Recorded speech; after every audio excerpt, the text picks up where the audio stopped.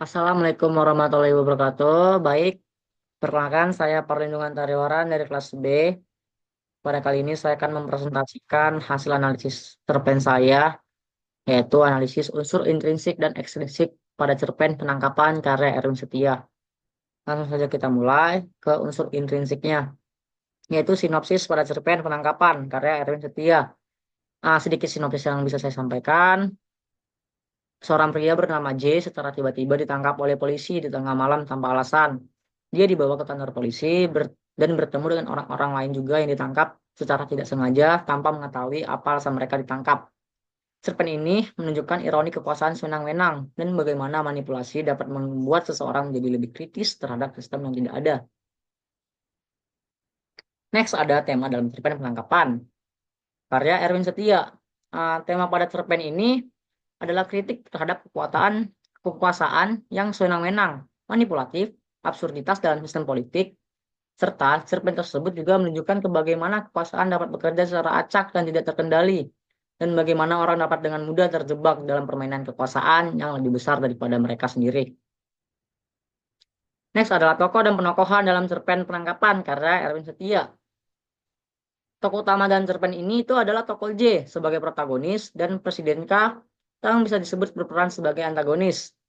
Tokoh J sendiri itu digambarkan sebagai orang biasa yang bekerja di percetakan media massa dan Presiden K sendiri merupakan karakter yang tamak, egois, dan haus akan kekuasaan.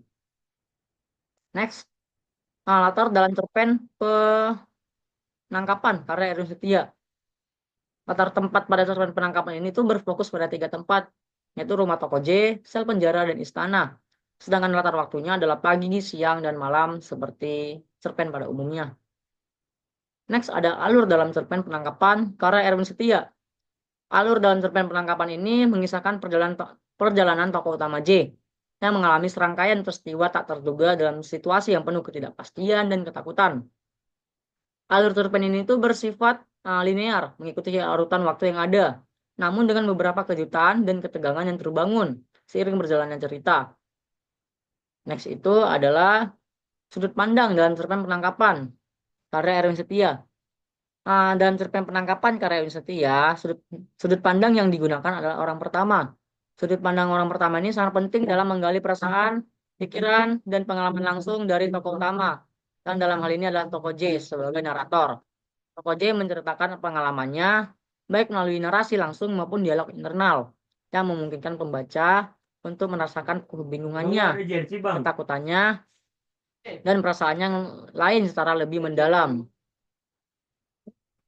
Selanjutnya adalah gaya bahasa dalam cerpen penangkapan karya Erwin Setia. Dalam cerpen penangkapan karya Erwin Setia, terdapat berbagai gaya bahasa yang digunakan oleh pengarang untuk memperkuat suasana cerita, memperjelas karakter, serta memberikan kedalaman pada narasi. Gaya bahasa ini termasuk diantaranya adalah metafora dan personifikasi. Yang terakhir dari unsur intrinsik adalah moral atau amanat dalam cerpen penangkapan karya Erwin Setia.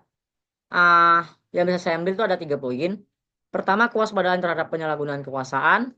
Yang ketiga adalah kritik terhadap kepatuhan tanpa kritis. Dan ketiga adalah tindak kezaliman yang bisa menimpa siapa saja. Kita masuk langsung ke unsur ekstrinsik.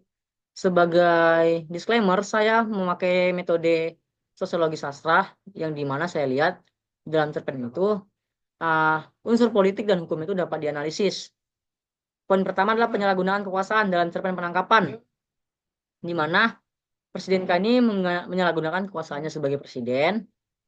Ia contoh buktinya adalah dia memecat 10 menterinya dengan alasan tidak jelas serta memerintahkan polisi untuk menangkap masyarakat secara acak tanpa alasan yang jelas juga.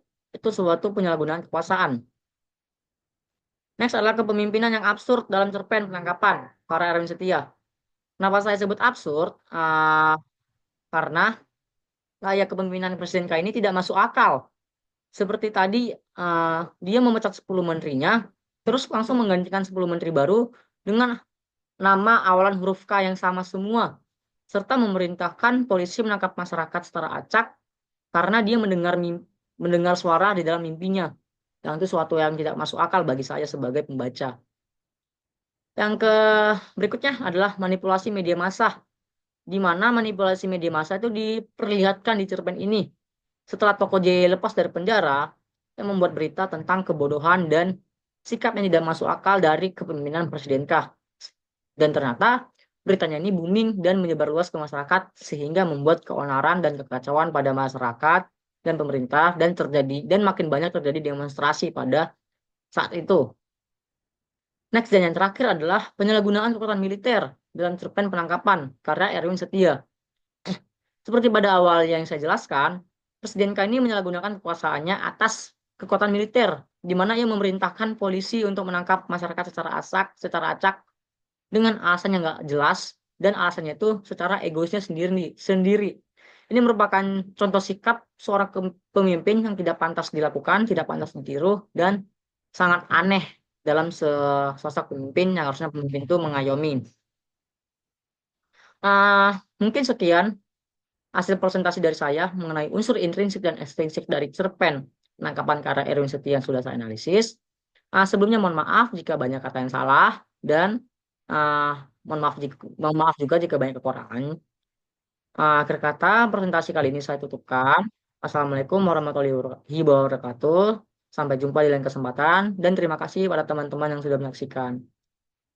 Sampai jumpa.